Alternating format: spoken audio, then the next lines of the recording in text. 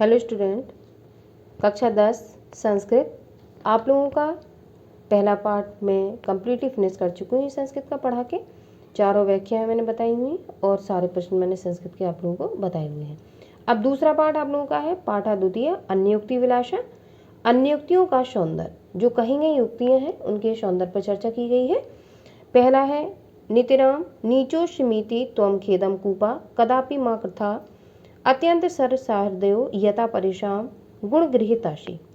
अब इस श्लोक को पहचान के तो इसको हम श्लोक कहेंगे और जो पहले मैंने पढ़ाया हुआ था वो गद्यांश थे सारे। तो संदर्भ हमें क्या लिखना होता है, पहचान के पाठ का नाम लिखना होता है। तो मैंने देखो आंसर राइटिंग में लिखा हुआ है प्रस्तुत श्लोक हमारी पाठ पुस्तक के संस्कृत खंड में संकलित अन्योक्ति विलासा नामक पाठ से लिया गया है। इतना जब आप लोग लिखेंगे तो इसमें आप लोगों को 2 नंबर मिलेंगे। ठीक है, ये संदर्भ जो आपका है इससे 2 नंबर की स्कोरिंग ही करेगा। अब इस श्लोक में किस चीज़ पे चर्चा की गई है, अगर एक लाइन हम वो भी डाल देते हैं तो अच्छा इंप्रेशन पड़ता है एग्जामिनर पर। प्रत्येक श्लोक में अपने अवगुणों पर दुखी न होने तथा दूसरे के गुणों को ग्रहण करने को श्रेष्ठ बताया गया है। कभी या यहाँ पे इस श्लोक में यह कहने का प्रयास किया गया है कि जो हमारे अंदर अवगुण हैं उन पर हमें दुखी नहीं होना चाहिए। अगर दूसरा व्यक्ति अच्छे गुणों को लिए हुए है तो उससे अच्छे गुण हमें ग्रहण कर लेने चाहिए और अपने गुणों पर हमें जो अवगुण हमारे हैं उन पे हमें कभी भी दुखी नहीं होना चाहिए और दूसरों के गुणों को अगर वो आपको अच्छे लग रहे हैं तो उनको हमें ग्रहण कर लेना चाहिए। आइए आगे इसकी व्याख्या देखते हैं किस तरीके से हमें करनी। पहले अर्थ देखेंगे, इसके बाद किस तरीके से आंसर राइटिंग करनी वो मैं आप लोगों को बताऊंगी। आप इसमें देखिए नितिराम नीचो शिमिति त्वम खेदम कूपा कदापि माँ कृथा। तो नितराम मीनिंग लिख लीजिए आप लोग। नितराम का मतलब होता है अत्यधिक। नीच कहते हैं या नीचा, नीचा कहते हैं गहरे को।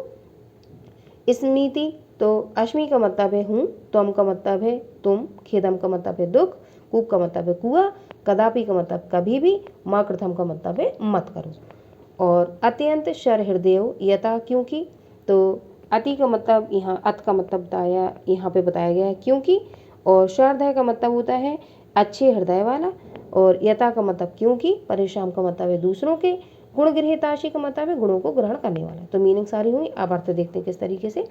नितराम नीचो श्मिति त्वम खेदम कूपा। तो यहाँ पे संबोधित करते हुए कुएं से बात की जा रही है। कुएं से कहा जाए हे कुएं, कुआ अपने आप को समझ रहा है कि वो बहुत नीचा है, गहरा है। हे कुएं मैं अत्यधिक गहरा हूँ। कुएं से कहा जा रहा है, नीच का मतलब होता है गहरा। तो कुआ अपने आप में समझ रहा है कि वह बहुत गहरा है। तो कुएं से कहा जा रहा है तुम खेदम कूपा, तुम्हें दुखी नहीं होना चाहिए, तुम्हें कभी भी दुखी नहीं होना चाहिए। अत्यंत सहृदय यथा क्योंकि तुम तो अत्यंत सरल हृदय वाले हो, परेशान माने, और तुम दूसरों के गुणग्रताशी गुणों को ग्रहण करने वाले हो। जैसे दूसरों गुणों कैसे, जैसे दूसरे गुण को रस्सी के माध्यम से पानी खींचा जाता है तो रस्सी को हम दूसरा माध्यम मान सकते हैं। तो क्या मतलब हुआ कि तुम तो अत्यंत सरल हृदय वाले हो या जल से परिपूर्ण हो और दूसरों के गुणों को या रस्सियों को ग्रहण करने वाले हो। तो कुएं को संबोधित करते हुए कहा जा रहा है कि तुम्हारे अंदर जो अवगुण है कि तुम गहरे हो उसके लिए तुम्हें दुखी नहीं होना चाहिए क्योंकि तुम तो जल से परिपूर्ण हो और दूसरों के गुणों को आसानी से ग्रहण करने वाले हो। अब आइए अर्थ देखते हैं किस तरीके से हमें कॉपी में इसकी आंसर राइटिंग करनी है।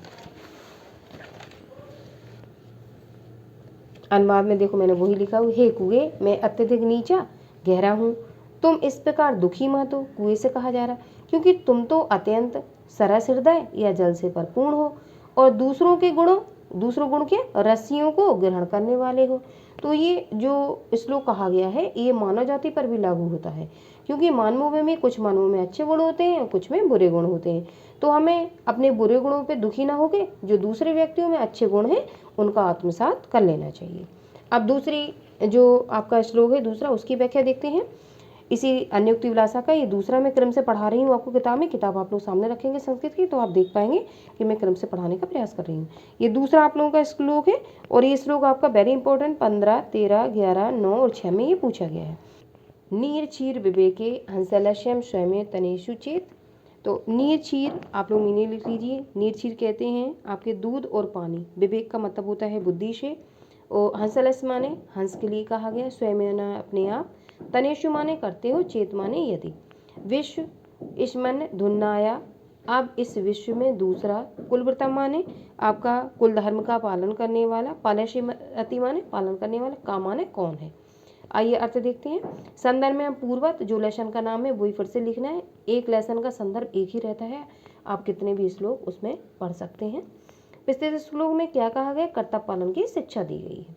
अब नीरचीर तो हंस को संबोधित करते हुए कहा गया, हे हंस यदि तुम नीरचीर मतलब दूध और पानी का विवेक करने में स्वयं ही आलस करोगे, तो हंस को संबोधित जैसे कुएं को संबोधित करते हुए पहले में कहा गया, ऐसे दूसरे में ये आप लोगों के जो श्लोक हैं वो शिक्षाप्रद हैं। इनसे हमें शिक्षा लेनी चाहिए कि किस तरीके से हमें जीवन में इन चीज़ों को ग्रहण करना है।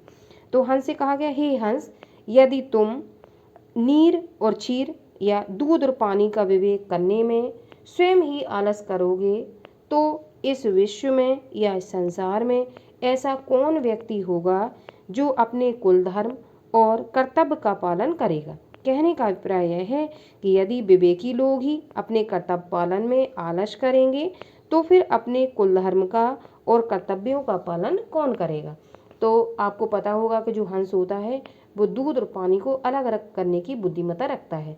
तो हंस को संबोधित करते हुए जो आपके कर्तव्यपरायण वाले या कुल धर्म की रक्षा करने वाले जो व्यक्ति हैं उनको संबोधित किया जा रहा है। किसके माध्यम से, हंस के माध्यम से।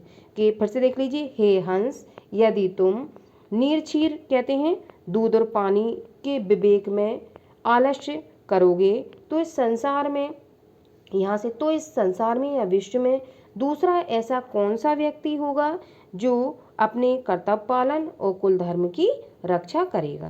कहने का तात्पर्य यदि विवेकी लोग ही अपने कर्तव्य पालन में आलस करेंगे तो अपने कुल धर्म और कर्तव्यों का पालन कौन करेगा। अब नीचे देख लीजिए, आंसर राइटिंग कैसे करनी है।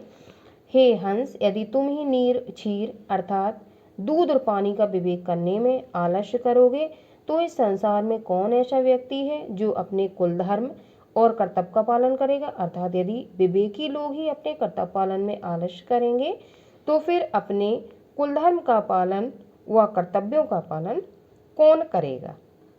तो ये आपका आंसर हुआ सेकंड का। अब इसके आगे जो आपकी थर्ड और फोर्थ व्याख्या होगी उसका वीडियो में कल लेकर आऊँगी। इस तरीके से आपके 9 पार्ट हैं, वो आपके डेली में इस तरीके से पढ़ाऊँगी तो वो फिनिश हो जाएंगे विद क्वेश्चन आंसर।